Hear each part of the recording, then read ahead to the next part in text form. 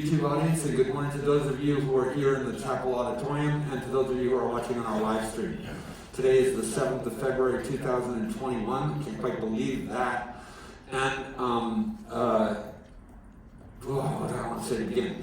I am excited to be with you. I've been anxious all week about the topic that comes up in my rotation for us this week, and we'll see how it goes. Here we go. I was going to begin by remembering some things that they told me when I began my recovery quite a long time ago, I'm grateful to say. So in my early recovery, I remember hearing one of the things that stuck with me was some suggestions of basic practice. Like, these are funny things. People would say, if you put your pants on with the right leg first, try now, when you get up in the mornings, to put your left leg on first. People would say, if you don't make your bed, make your bed. If you do make your bed, try leaving the house without making your bed. Those kinds of things. Like behavioral adjustments, to notice how difficult it is to change your automated behavior. And I had a dear friend early in my sobriety who's now deceased. His first name was Lee. And Lee and I, we were just Mutt and Jeff, as different as we could possibly have been. But he and I both attached ourselves to a not healthy guy who was one of my first sponsors, and he got us started. His name was Mike. But Lee was a funny dude. He had a great way of saying things. He was a wise old tree climber. He was, and I say that, I mean, he did tree work in people's yards and all that stuff. And that took a certain, he alleged that it was a drunk profession. And that made me feel really good about the next time I wanted to hire somebody to do that for me. But, and he thought it was a miracle that he had survived, because he had many falls, he had a bunch of injuries, and so that was like a rationale for him and his opioid dependence. And anyway, Lee liked to make things simple in a way that those of you who remember my dear friend Father Bill also could condense things down to very simple things. And there's a Lee-ism I'd like to remember this morning, which goes with the switching pant legs. And Lee used to say, if you always do what you always did, you always get what you always got.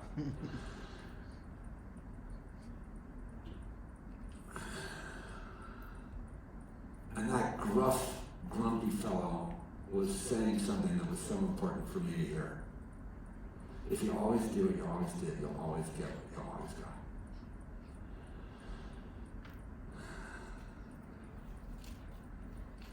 So the subject for today is, I use the word in my outline, change. I'd like to upgrade to the word transformation. I'd like to talk a little bit about this idea of change and how it applies for the Caron patient, for the alumnus, for the person in longer-term recovery, and for the human being in general. And all of that I'm going to cover in the next 18 minutes.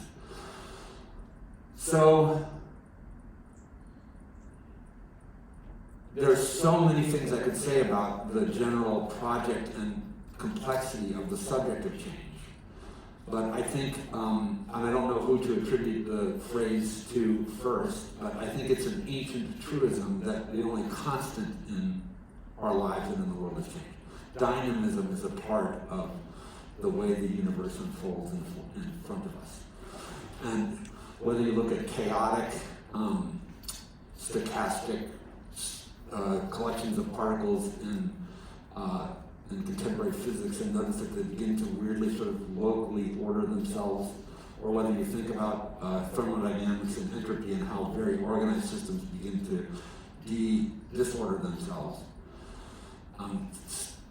Static, non-changing phenomena are extremely rare. And it's possible to force something into stasis, but that's so irregular that it takes you a huge amount of effort and control. It tends to be only temporary and imperfect. And so this idea that I am who I was yesterday, or that my life I can expect to stay the same, I'm counting on keeping all my teeth, or continuing to be able to run at the same pace as I age in one decade after the next. Those ideas of a kind of consistency and permanence are really flawed notions that our romanticizing brains allow ourselves to believe in. If you've enjoyed a bunch of the years of your life without chronic pain, you might want to be really happy about that, because I will promise you, if you get towards 60 and beyond, stuff starts hurting. So I have some new complaints. I could throw them in here at the moment, but I won't make this any more about me than I usually do. And this idea of change as a foundational, philosophical, and scientific part of the experience of both the natural world and of our human strivings, and of animal life, flora and fauna, dynamisms all around us, cause one to reflect as you come to treatment and people are thinking about whether change can happen for you. And you might have this hypothesis: I probably cannot successfully stay clean and sober, especially long term. That was my problem. I knew I could not stay sober. I was absolutely sure I could not stay sober, because I sort of proved it day after day, trying to quit, trying to stop, trying to hold it off, trying to bracket, trying to modify, so I was pretty persuaded of the impossibility of sustained recovery when I began my recovery. And I wanted to distinguish between two kinds of ways in which change could be viewed for the Caron patient. There's a set of Caron patients who are here thinking about what they're here for as a incremental change, a particular change in behavior.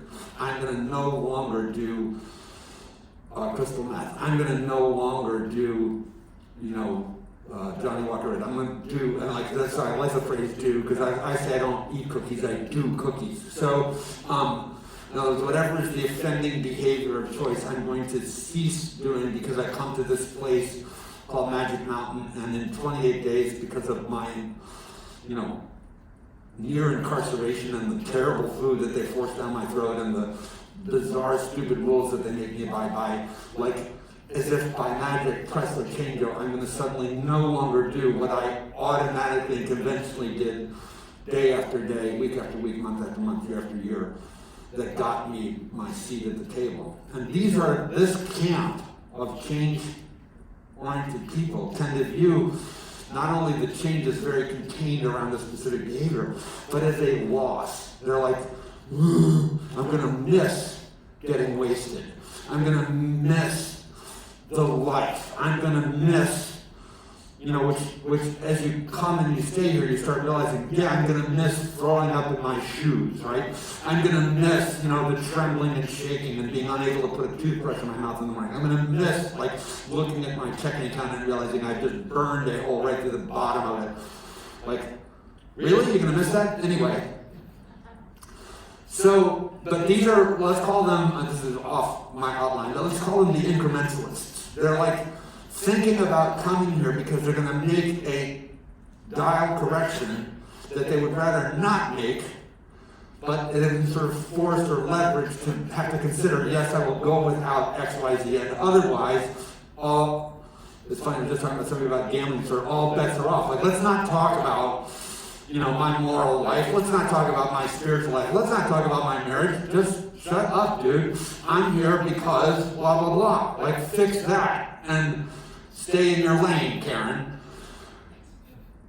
Then there's another crop of people who emerge from Caron. And their testimony after leaving Caron is that I went to this place, Wernersville, Pennsylvania. There was some weird spiritual dude there. They had this weird chapel service. This goes back years and years when it was Father Bill. And there were stuffed animals everywhere. And my therapist said stuff to me I was completely not expecting. And I had to dig in holes I didn't think I was there for. And it changed my life. They come back and they're like, this was the place where all of a sudden a whole set of future trajectories for me opened up as new possibilities, and a whole set of likely trajectories for me that were clearly on the radar, like jails, institutions, and death, suddenly didn't become the pressing concern of everybody in my life for me on a day-to-day basis. So the incrementalists and the alchemists, let's call them. The water into wine, or wine into water, let's go that direction.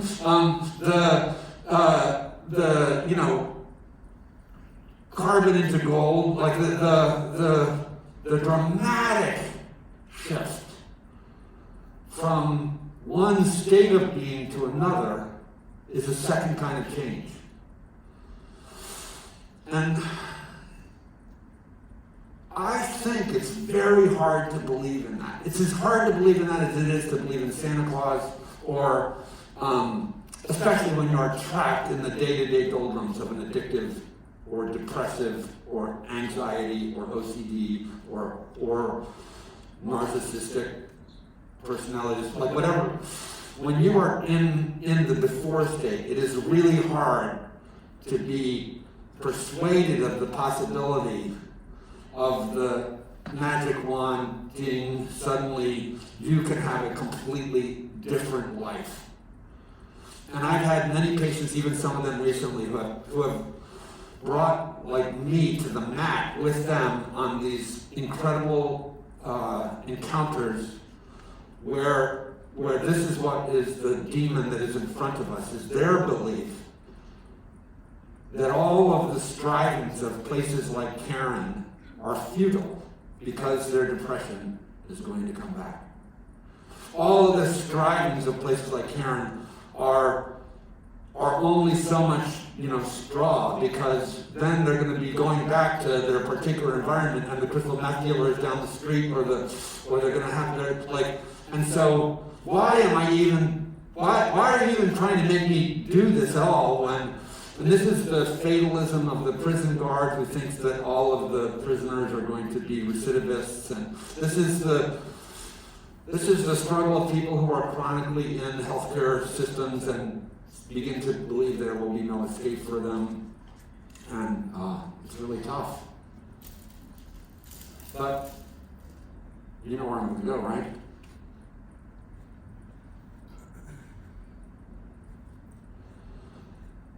I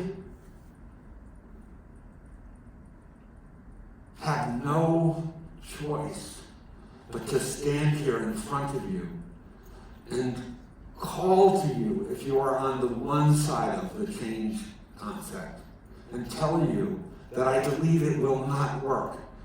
If you are going to be an incrementalist, I will dangerously and direly forecast an ongoing misery, even if you sustain abstinence from the particular behaviors.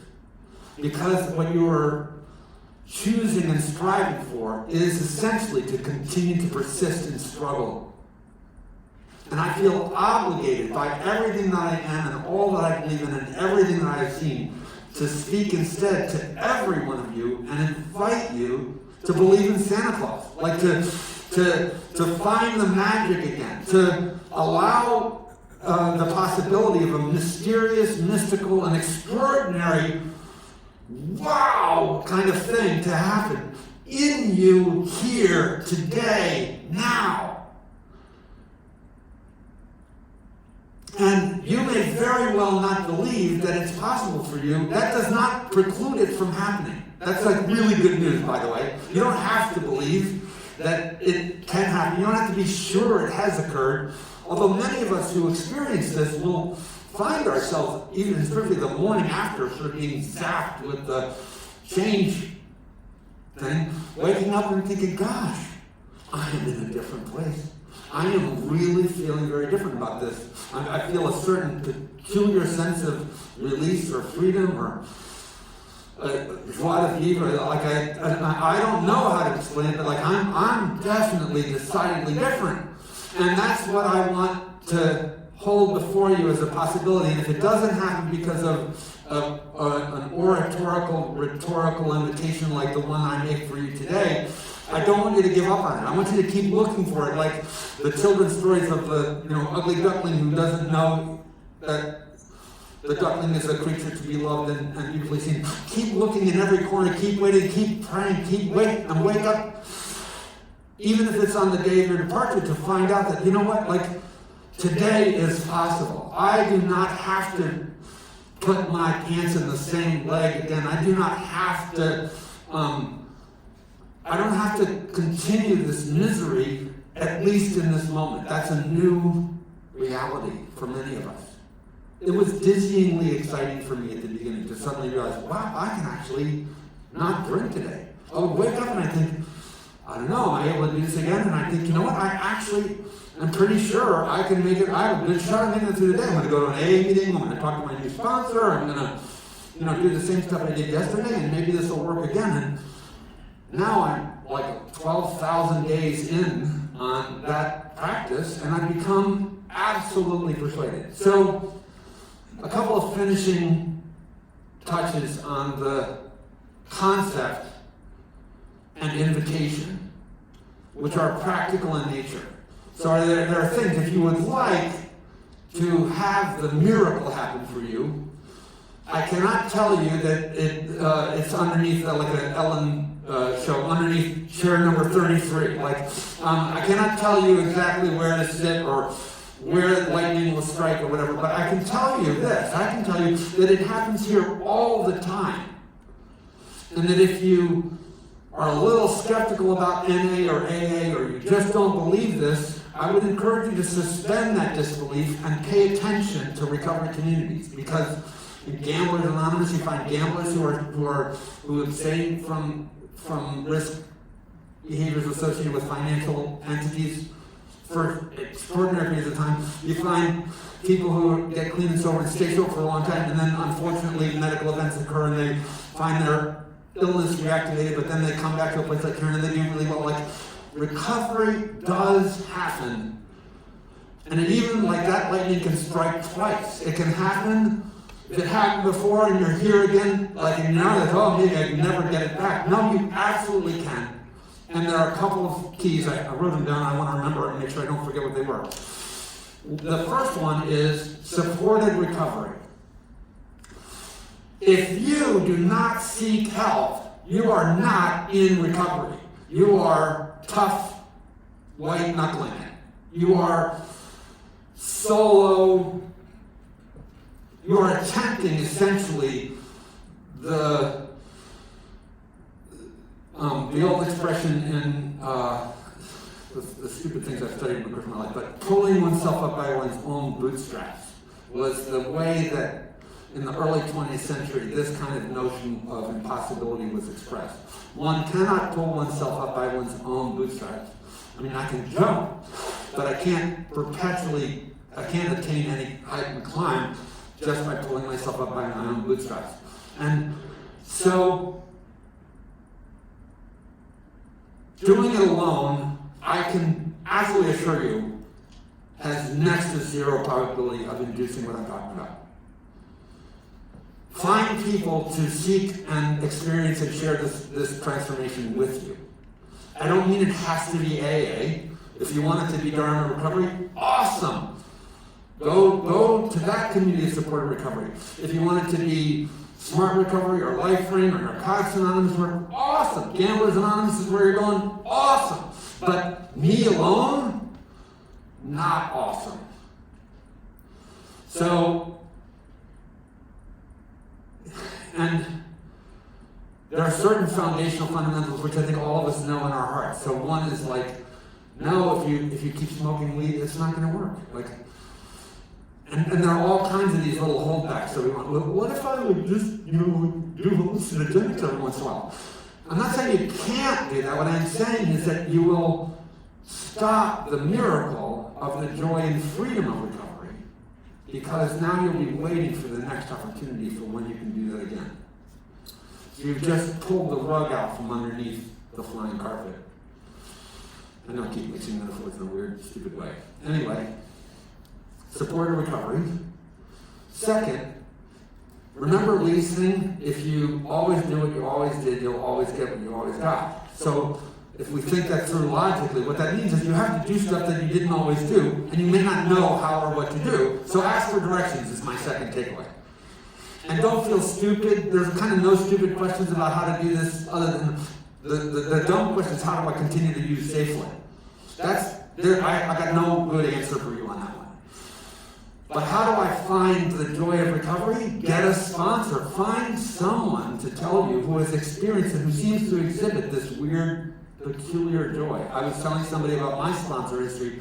I had 2 or 3 sponsors that were, I don't know, they seemed close to me and they were kind of ER-ish and I was kind of ER-ish. And then I finally asked a guy to be my sponsor who annoyed the crap out of me because he was so happy and so spiritual. And I was like, all right, if you can't beat him, join him kind of thing. So I finally asked this guy to be my sponsor, and it transformed my existence because he laughed and helped me find love and joy. And if you don't want to do what was occurring before, which maybe you do, and I probably can't fix that, but if you don't, then do something new. Like maybe it's as simple as, like I said, try intercepting these pattern behaviors. When the plant that grows in the garden comes to a place like Caron and gets an opportunity to have a changed life and then goes back to the same hole in the same dirt, it's going to become similarly conditioned by its environment and context and will not thrive. So we're not shooting for nominal here, we're shooting for thriving. We're shooting for a life you can really have meaning and enjoy, love that you could never really successfully hold previously. And so I'm just going back to where I was. Think of how that sounds by comparison to what may be possible if you allow your life to dramatically change. So I watch people do it all the time. They're courageous moves, sober living.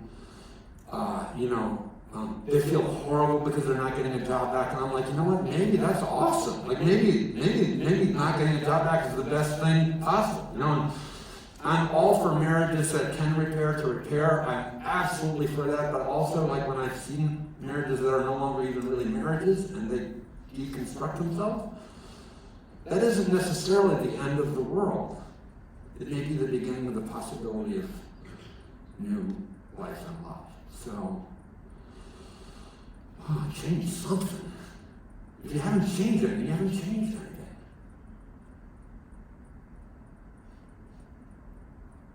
Tricky.